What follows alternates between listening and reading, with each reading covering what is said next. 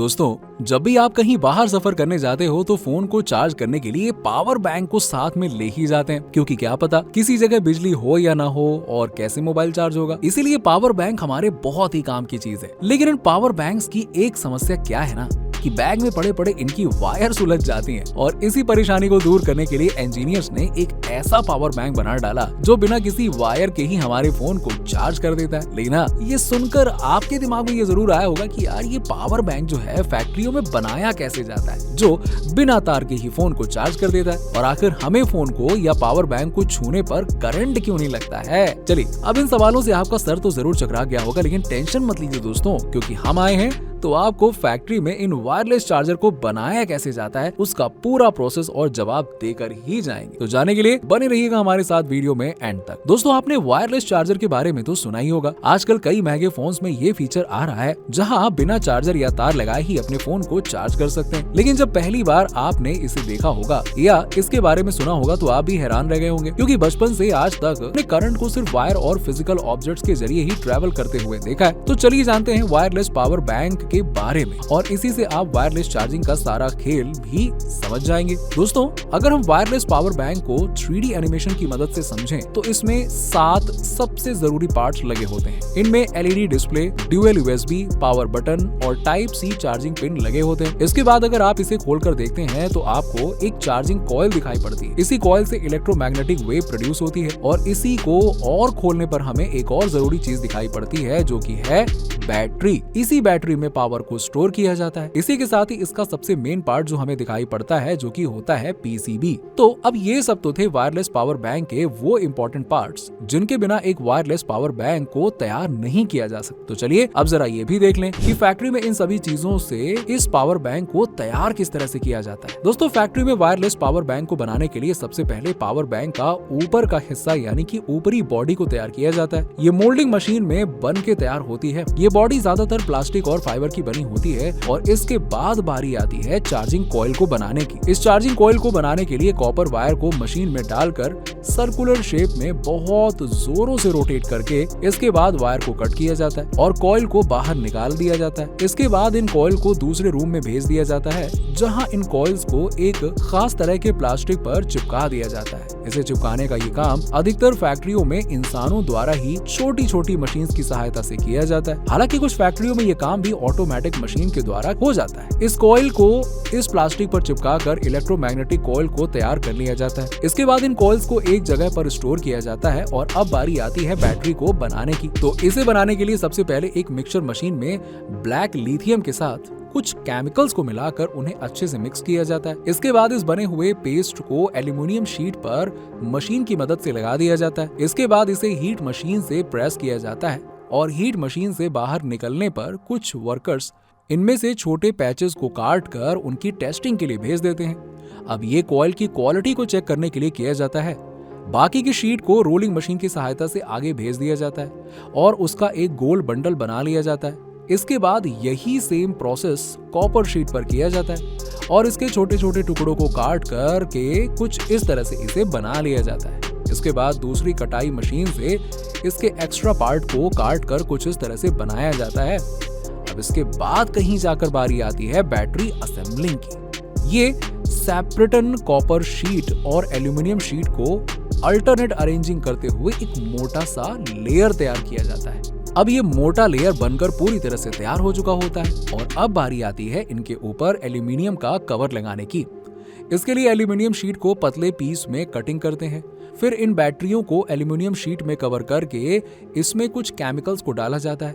इसके बाद इन्हें एक वैक्यूम मशीन में डाल दिया जाता है। इस वैक्यूम मशीन से इसके अंदर की सारी गैस निकल जाती है। इसके बाद इन्हें कन्वेयर बेल्ट के जरिए पैकिंग मशीन तक भेजा जाता है, जहां इनके एक्स्ट्रा पार्ट को कट करके इनकी अच्छे से पैकिंग कर दी जाती है।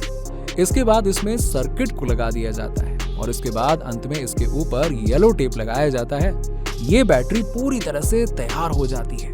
इसके बाद बारी आती है PCB को बनाने की, जो कि हमने आपको पहले ही बता दिया कि वो तो भैया सबसे जरूरी पार्ट है, और वो पूरे पावर बैंक को कंट्रोल करता है। PCB को बनाने के लिए सबसे पहले कंप्यूटर में PCB का डिजाइन तैयार किया जाता है। इसके बाद कॉपर और ग्लास से बने शीट को कन्वेयर बेल्ट से आगे भेजा जाता है। कन्वेयर बेल्ट से इन शीट्स को उस मशीन तक ले जाते हैं जिससे इन शीट्स पर बहुत सारे होल्स किए जाते हैं। ये होल्स छोटे छोटे कंपोनेंट्स को लगाने के लिए किए जाते हैं। फिर ट्रैक बनाने वाली मशीन में डालकर ऊपर से पॉलीथीन शीट को रख दिया जाता है। इस पॉलीथीन शीट पर ही ट्रैक बना होता है।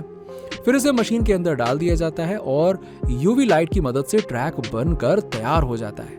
इसके बाद इन्हें इस मशीन से निकाल कर दूसरे मशीन में डाल दिया जाता है। यहाँ पर इनके द्वारा बनाए गए ट्रैक को मशीन द्वारा चेक किया जाता है। इसके बाद पीसीबी को और मजबूत बनाने के लिए प्रिंटेड ट्रैक को कॉपर शीट पर रखकर हीट और प्रेशर से अटैच कर देते हैं। लेकिन आपने अक्सर गौर किया होगा कि ये प्लेट्स अक्सर ग्रीन कलर की होती हैं।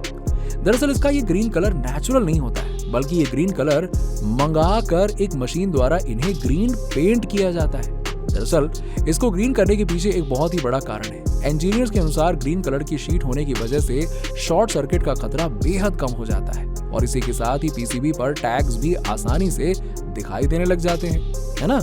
उसके बाद इन शीट्स को दूसरी यूनिट में भेजा जाता है जहां पर वर्कर्स इन शीट को एक पॉलीथिन में डालकर एक मशीन में डाल देते हैं। अब यहाँ ये चेक किया जाता है कि पीसीबी पर हर चीज एक्यूरेट तरीके से लगी है या फिर नहीं, कहीं कुछ गड़बड़ तो नहीं है।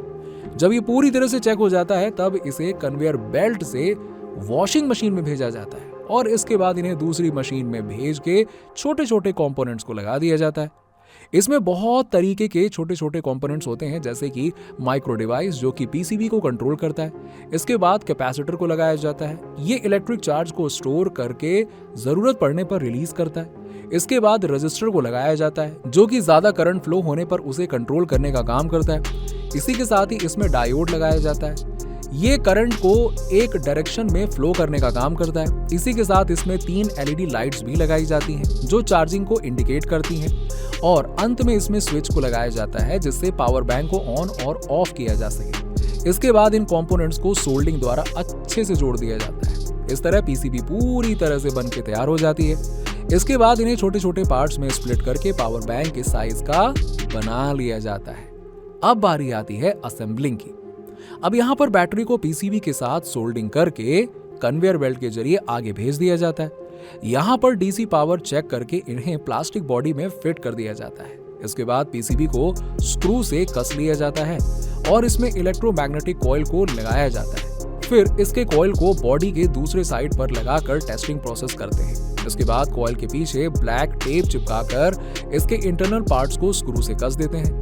इसके बाद इसे प्रेसिंग मशीन से प्रेस करके इसकी फाइनल टेस्टिंग करी जाती है। इसे हर लेवल पर इसलिए चेक किया जाता है ताकि आप तक जब ये पहुंचे तो इसमें किसी भी तरह की कोई कमी ना हो, वरना मैन्युफैक्चरिंग कंपनी का नाम खराब हो सकता है। अब आपका ये वायरलेस पावर बैंक पूरी तरह से बनकर तैयार है। अब आपको बता दें कि इसमें कोई भी नॉर्मल फोन चार्ज नहीं होता है, क्योंकि वायरलेस चार्जिंग के लिए फोन में चार्जिंग रिसीवर भी तो होना जरूरी है ना, नहीं तो कैसे चार्ज हो जाएगा। वैसे आपको बता दें कि आजकल मार्केट में वायरलेस चार्जिंग रिसीवर अलग से आने लगे हैं जो कि कुछ इस तरह के होते हैं। आप इन्हें लगाकर अपने फोन को वायरलेस पावर बैंक पर रख सकते हैं और आपका फोन फटाफट चार्ज होने लगेगा। खैर, अब अपने मुद्दे पर वापस आते हैं। अब जैसा कि आप देख रहे हैं, पावर बैंक बनकर तो तैयार हो चुका है और अब इनकी पैकेजिंग की जानी है। पैकेजिंग के लिए इन्हें कन्वेयर बेल्ट पर आगे भेजा जाता है जहां पर खड़े वर्कर इन्हें बॉक्सेस में पैक कर देते हैं और फिर इन्हें बड़े बड़े गत्तों में भरकर मार्केट में भेज दिया जाता है। तो लीजिए, चलिए अब आपके सवाल पर आ जाते हैं कि हमें वायरलेस चार्जर छूने पर ये करंट क्यों नहीं लगता है। दोस्तों, दरअसल वायरलेस चार्जर से बेहद कम पावर में सिग्नल्स निकलते हैं जिनकी रेंज बहुत ही कम होती है और सबसे बड़ी बात यह है कि वायरलेस चार्जर से डायरेक्ट इलेक्ट्रिसिटी नहीं निकलती है बल्कि चुंबकीय ऊर्जा निकलती है जिसे फोन के अंदर मौजूद सर्किट विद्युत ऊर्जा में बदल देता है और उसी से क्या होता है कि बैटरी चार्ज होती है और यही कारण है कि हमें करंट नहीं लगता है क्योंकि हम डायरेक्ट इलेक्ट्रिसिटी के संपर्क में नहीं आते हैं। तो दोस्तों, इस तरह से फैक्ट्रियों में वायरलेस पावर बैंक को बनाया जाता है। अगर आपको हमारा ये वीडियो पसंद आया हो तो वीडियो को लाइक कीजिएगा, शेयर कीजिएगा और ऐसे ही और भी वीडियोस देखने के लिए हमारे चैनल फैक्ट सेक्शन को सब्सक्राइब जरूर कर लीजिएगा।